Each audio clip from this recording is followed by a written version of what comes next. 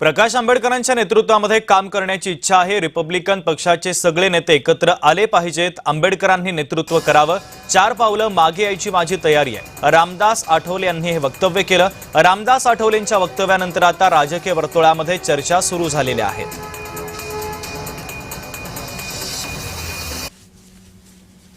सर्व नेत्यांनी एकत्र यावं ही माझी भूमिका आहे।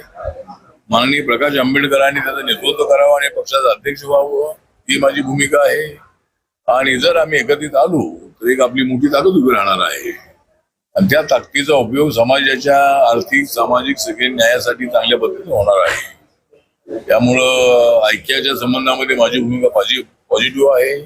4 पावलं मागे जाण्याची माझी तयारी आहे। प्रकाश आंबेडकरांच्या नेतृत्वाखाली काम करण्याची माझी तयारी आहे। पण आम्ही अजून एकत्र येत नाही आहे।